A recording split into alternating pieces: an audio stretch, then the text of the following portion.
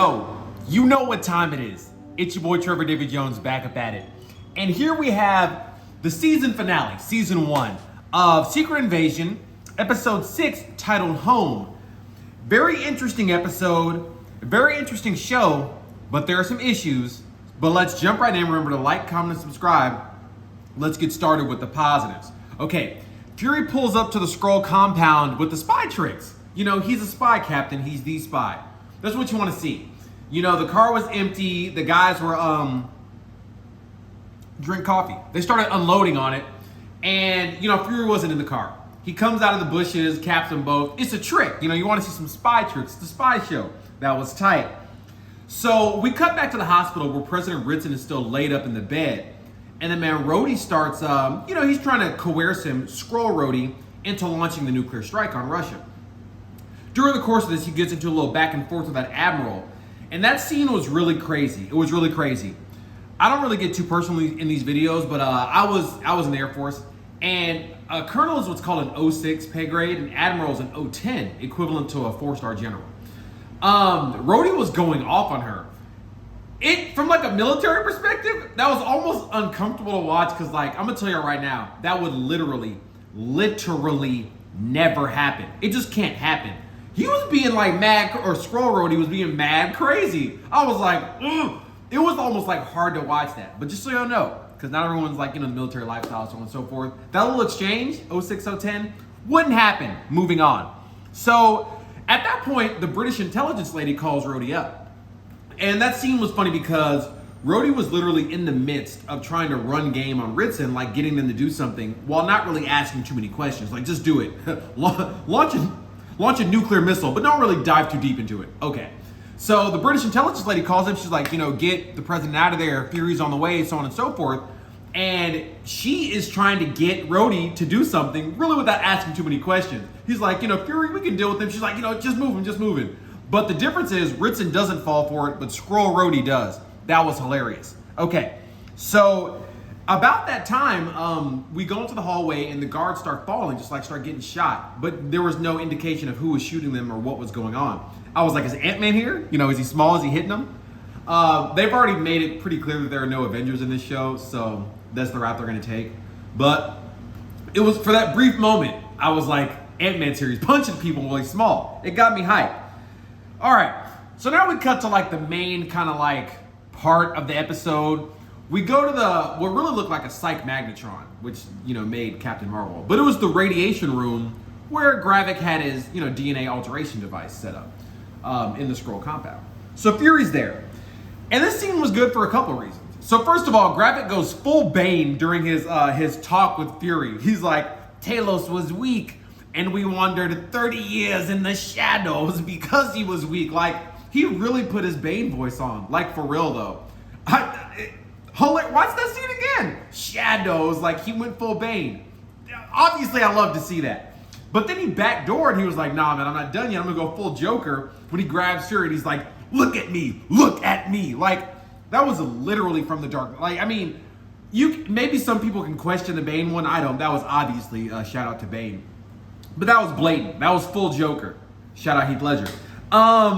Yeah, I mean, y'all know, if you watch my channel, you know Batman is my favorite superhero, my favorite fictional character of all time. So I've said it before, Batman will find his way into just about anything. He really will. Batman will show up in pretty much anything. And Batman influences a lot of stuff.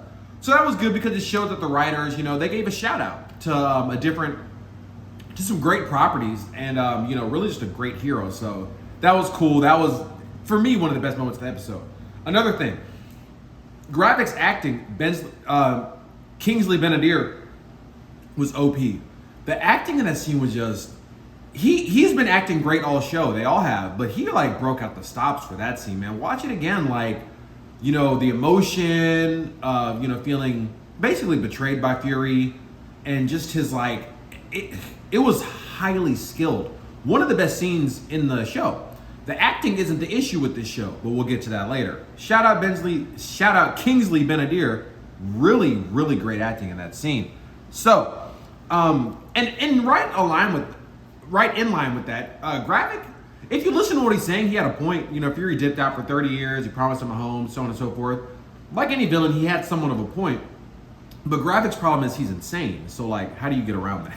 Like, what do you do with that? So that's the wall he has to climb over, which he never really fully made it over. But we'll get to that later. So around this time, they had their back and forth, and Fury decides to reveal the harvest to Gravik. Decides to give it to him. Scary, obviously, but he does. So it's in this vial, and he gives it to Gravik and like puts it in the computer. And man, go through that list of DNA. It's a lot of crazy stuff in there. A lot of insane stuff. You had Thor Odinson is what it said. The DNA of Thor. The Hulk. You can do a lot with that. But a few, they had some more like underrated ones like Ghost. I was happy to see that. Ghost from Ant-Man 2. Like, that's tight. That's like a deep cut into their own universe. It's good to see when Marvel doesn't forget the things that they've done. But yeah, so Ghost getting in there, that was cool. That's a shout out to, the movies that we've seen. So he activates the DNA, charges up, to me, what really reminds me of the Psych Magnetron from the OG comics, Captain Marvel. And it changes him. It creates the Super Skrull. So Fury was in there too, and I was like, well, Fury's there. He's gonna get some powers too, So lo and behold, Gravik's about to finish him off. He gets the punch. He's like, I'm about to just, end Fury's life. But Fury grabs his punch when he's like in super strong mode. And I was like, yo, awesome, Fury got powers, which I actually expected him to anyways because he was in there. Obviously, I guess it has to do with like Skrull DNA, but the fact that he caught it didn't surprise me. But what did actually surprise me was at the moment he transforms and it was Gaia. So again, he's the spy captain, he's the spy. Fury, more than likely orchestrated this whole okie doke, got Gaia in there, managed to get her turned into a Super Skrull just because, and now they have the firepower necessary to take on Gravik. So that was dope. That it's a spy show, a lot of ins and outs, a lot of unexpected twists and turns. That was, one of the bigger twists of the series. So now we have two Super Skrulls. And as I said in one of my previous reviews, one of Gravik's weaknesses is overconfidence. So him not fully checking to see that Gaia was actually dead, or like having the body in his possession, was gonna come back to bite him. The guy asked him, he's like, what, Gaia? He's like, I took care of her. In the words of Bane, which he just emulated, show me the body. Like, what do you mean you took care of her? What? I need to see the bullet wounds. Like, where's she at? He's like, yeah, I got it. But he was been overconfident throughout the course of the show. His other weakness is that he's just insane. But, his overconfidence, and I said in the review, came back to bite him because Gaia is alive now and prepared to stop him. So they cut back to the president scene, and their big twist is it was Fury in the hallway. He had a silencer on the strap, so he's taking the guys out. I wish it was Ant-Man, but it was Fury, and he's, saving the day once again. So now we get into 100%, the crux of the episode, the fight scene. Probably the fight scene heard around the world. Now, I'm gonna say this before I even get too deep into this. The fight scene was tight. It was tight. I mean, there's not really that much I can take away from it. I can't just cap on it or say this or that. In fact, it was good. It was tight. I said in the first episode, we want to see some superhero action, and we got that in the 6th episode. And it was actually good. Now a little deeper into the fight scene. So now we have two Super Skrulls. Gravik and Gaia have a laundry list of powers apiece. But as they started fighting, I was thinking to myself, how do they know how to use all the powers? Like, how? Can they feel it? Because let's say Gravik, for example, he collected the DNA, he literally collected it, and he saw the list when he programmed the machine. But Gaia wasn't, standing by there. But, she has full access to all the powers. How does she even know what power she has? That was very unclear to me. So moving forward, Gaia uses ghost powers, low-key phasing, one of the most OP powers in any property. Kitty Pryde, Vision, Obito. We all know how OP phasing is. So she used ghost powers to go through one of Gravik's attacks and get some headway on him. That was awesome. So the fight progresses a little bit. They use the Hulk. They use some more people. I mean, I love the Hulk, obviously. That was cool. But it gets to its high point when they both access Captain Marvel's DNA and use her powers. So, I mean, that's the big boss in the Marvel Universe currently. It would probably be Stephen Strange, but that's not DNA. He learned. He just knows how to do all that. But as far as just superhuman DNA, Captain Marvel's big boss of the South. So they both go and access her powers. Now, they start fighting in the sky, somewhat evenly matched. They fall down, and Gravik has Gaia kind of like a little chokehold, but lo and behold, you see the little antennae come out, and she uses Mantis's powers. Sleep, Thanos. Great moment, great moment. It's a callback to the films, just moments that we've all seen. It was tight, and it was a very, very effective strategy. But again, you know what my question is? How did she know about that? Like, literally how? We've seen the movies. We know who Mantis is. Has Gaia met Mantis?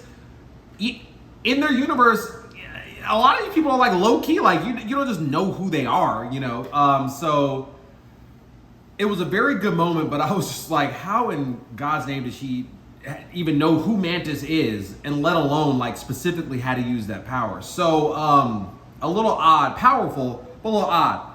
So they go to the ground, and of course, this is the fight scene heard around the world, but this is like the moment heard around the world. They're fighting, Gravik is on the ropes, she's like, you're flailing, he's like, you're just like your father. And she's like, dog, shout out to Emilia Clarke. Her expressions in that scene, like if you watch it frame by frame, were so emotional. They were so powerful. Like, I was like replaying this, used to look at her face, because it was like, man, you could see like the rage, real acting. So he's giving this little, I'm about to die monologue. She charges up that right hook, boom, boom, straight through his stomach. A beam strike, Captain Marvel's powers, straight through his abdomen, finishes him off.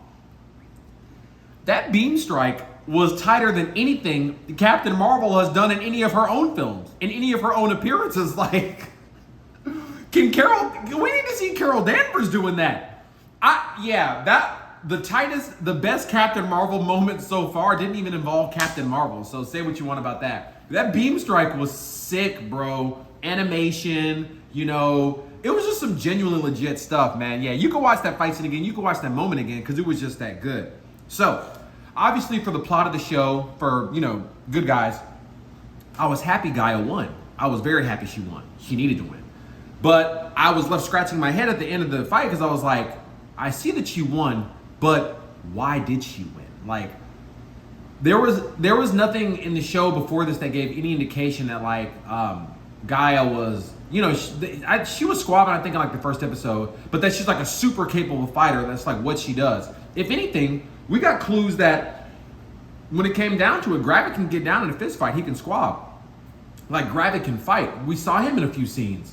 So, she did win, but it wasn't clear like why she won. Especially they had equal powers, glad she won, but it was like, okay, Gravik could have won. Like, why not?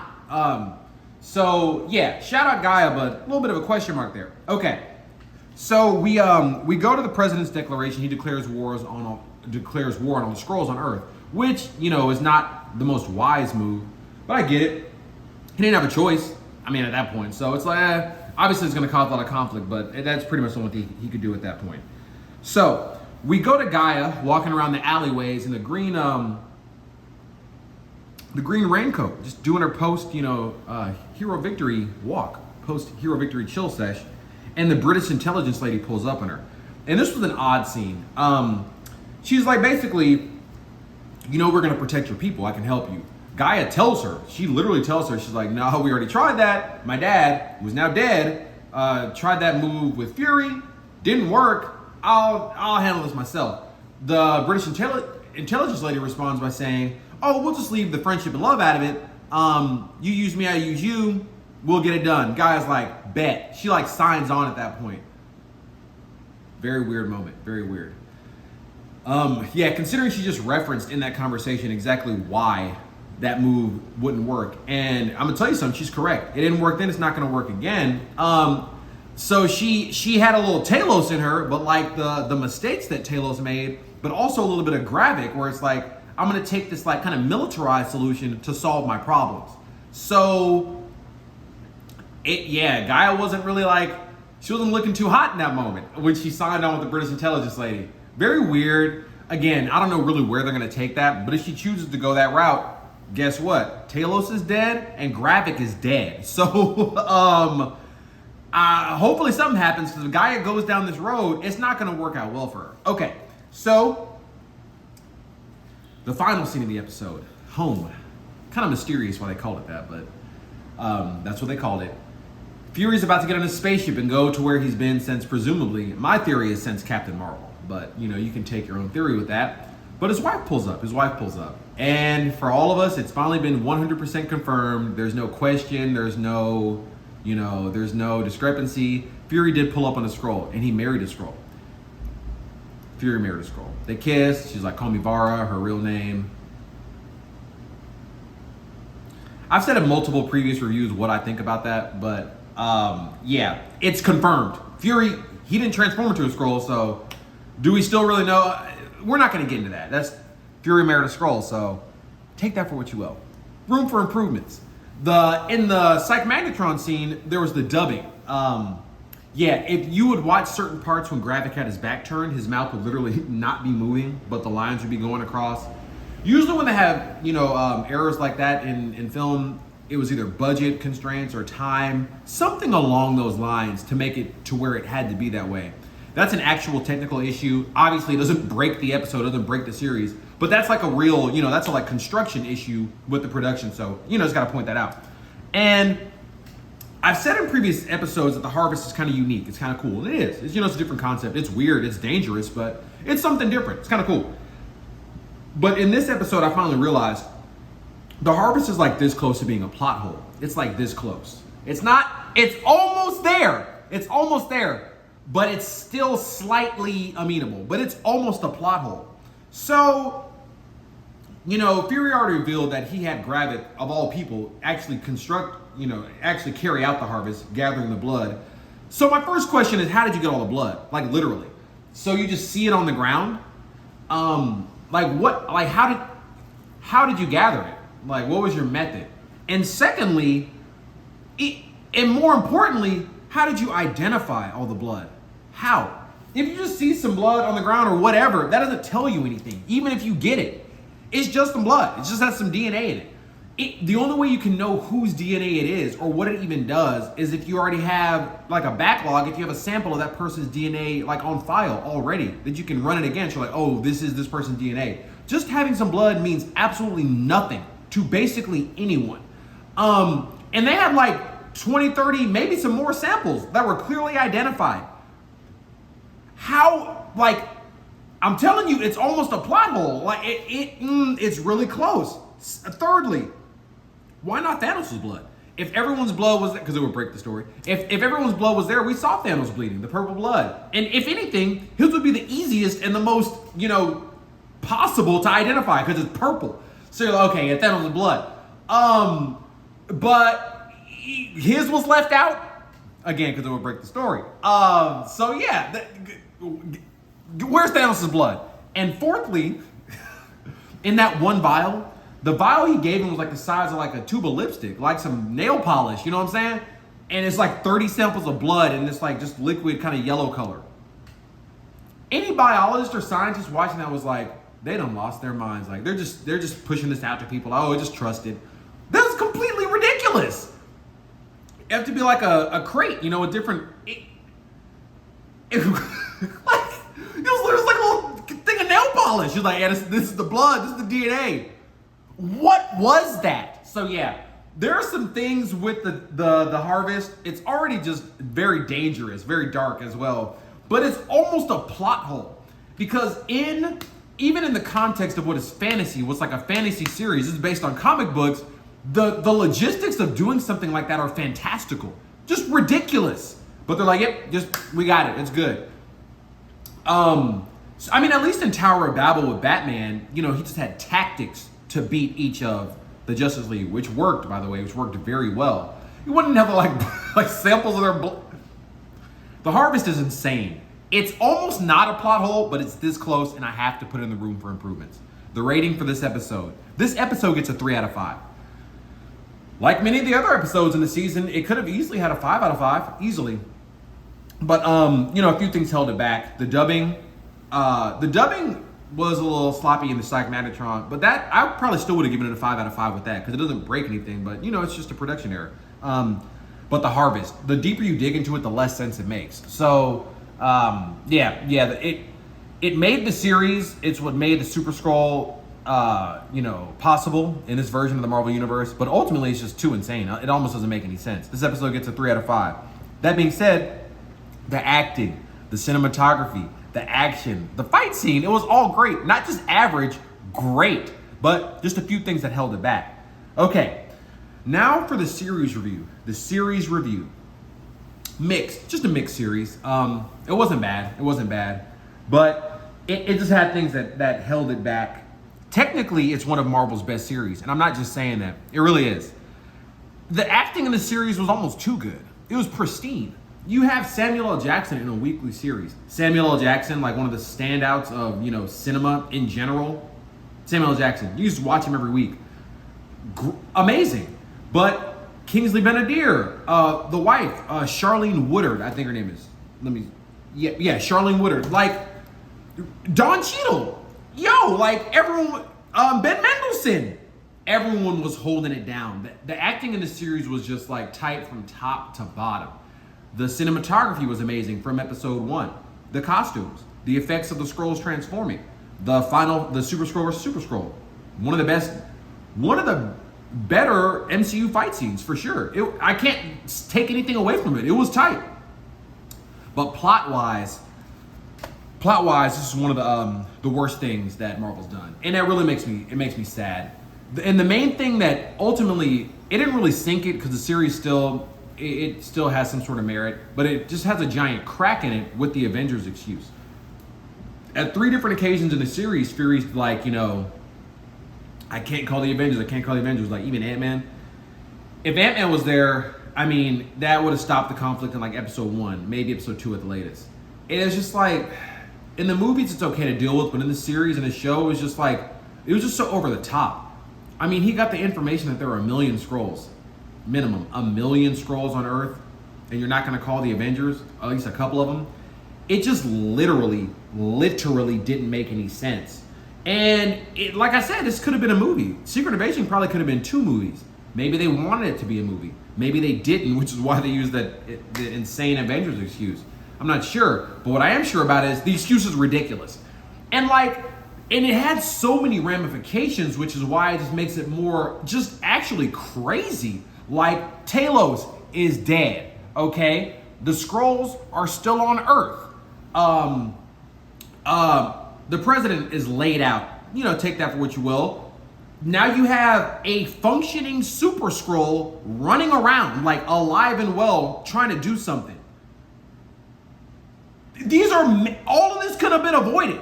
All of this, if you had pulled up with Ant-Man, Spider-Man. See, Spider-Man that's almost overkill. You just do it with Ant-Man, who's obviously very powerful. Like during the presidential assassination scene on the highway, if Scott Lang was there, series closed. He would have classed Gravik on the spot. Problem solved. And you can get, Bruce Banner and, get everyone to help you kind of really think about how to deal with the Skrulls or how to get them off world. What you really need to do. He's like, nah, I'm just going to do it myself. We saw how that worked out. And what made it even funnier is at the end of the series, he just goes back to his little space base where he's like, don't look at me. Don't look for me. Don't even look over here. I'm on my space base. Y'all got it. Again, when did Nick Fury retire? Yeah. So the Avengers excuse is just gone. It went too far in this particular series. It was just off wax. It's just insane. But it had so many serious ramifications that you can't really excuse it in this case. So that's the major issue with the series. The second issue, in my opinion, is Fury marrying a Skrull. Come on, man. This man pulled up on a Skrull. I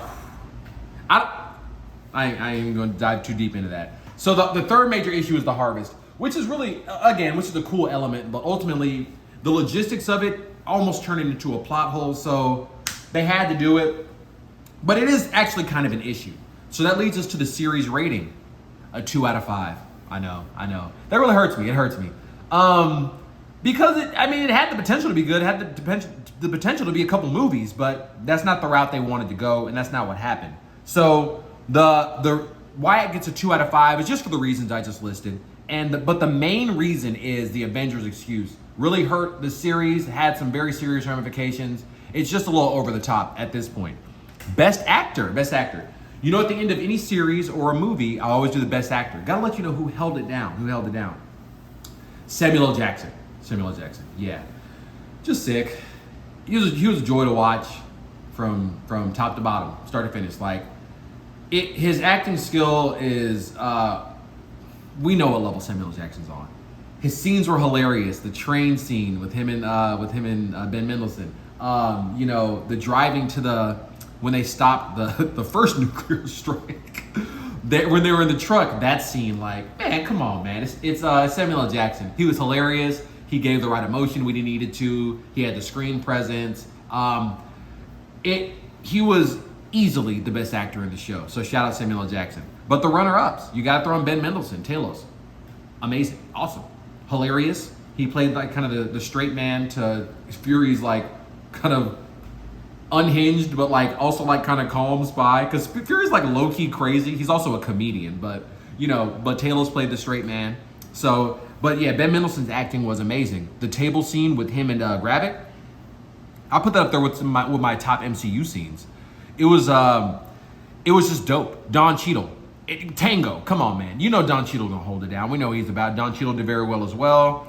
Kingsley Ben-Adir, a surprise candidate. Man, Gravik. Whew. He played the insane role so well. He just played it so well from episode 1. It was amazing. And then he really showed out in episode 6 in the Psych Magnetron, like, man, you left us here for 30. Like, he was going, it was dope. Not only is there nothing I can say about it, it was amazing. Kingsley Ben-Adir. And man, my special shout out, man, Charlene Woodard. Woo! The wife, Vara. Man. That initial kitchen scene, I think it was in episode 2 or 3. That wasn't no normal acting. It was like advanced acting. She held it down for the entire show, man.